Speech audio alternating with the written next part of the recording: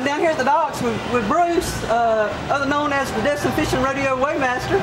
How long you been doing this, Bruce? I think about 34 years. Wow. What got you started in it? 1979, I took a year off of fishing and tried to do other things, and I worked down at the old wharf restaurant, Fountains Wharf. I kept looking out the back window, and there was a shark tournament going on that I didn't really know what was going on, but they brought some big sharks in, and the only people hanging around was the people on the boat and a few walk-bys. But they had a table there with the ladies. They had first, second, third place trophy, and they had bumper stickers and t-shirts for sale. Nobody was on the sound system. So it was the last hour of the last day. And I went out and I said, well, how come nobody's talking?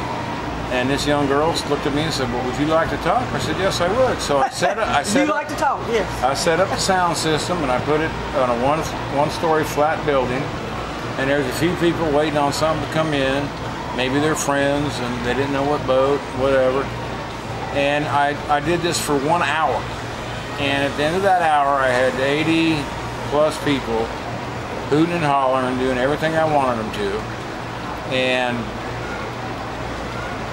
then it was over. Gave away all the trophies. I looked down the table, everything they had for sale was sold. So I was putting the PA system away. Lady come up, she gave me $10. And I said, ma'am, I just wanted everybody to know what's going on, because I've been watching for a week at this restaurant, looking out the back door. Nobody's talking, or if they did, they didn't stay long. But when I left with my $10, I went down to Fountains Wharf and went down to the lower restaurant, opened the door, wall to wall, waving their trophies, everybody hooting and hollering, and there was somebody over here waving at me. And it was a bartender. I went down and she said, are you ready to just get polluted? And I said, well, I got $10. And she said, everybody in here has been looking for you. About that time, a young man about this big, right next to me, poked me in the ribs and poked his dad and said, Dad, is that him? Dad looked at me and said, there he is! And the whole mob had me pinned to a wall, wanting to know, how did I know so much? How long had I been fishing? Did I work for Jacques Cousteau? Did I go to college? At the time, my mind went over here and it went, this was easy, because I had the knowledge. I had the knowledge, read about it all my life, whatever. And then for 2 years got to do it. And then they started arguing about who's going to buy me dinner and drinks, anything I wanted. And I'm thinking, wow, all I did was tell them what they needed to hear.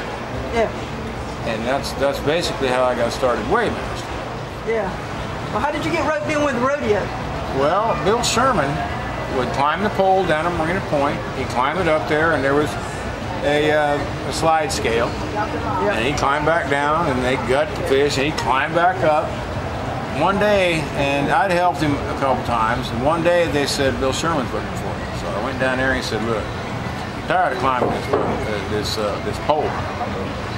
And so I climb up and I climb down, and one time I climbed up and I said, time is, because I heard him always say that. And somebody said, well, who's that? Bill said, he's fixing the people on a hell of a Weighmaster. Now, not a lot of people know this.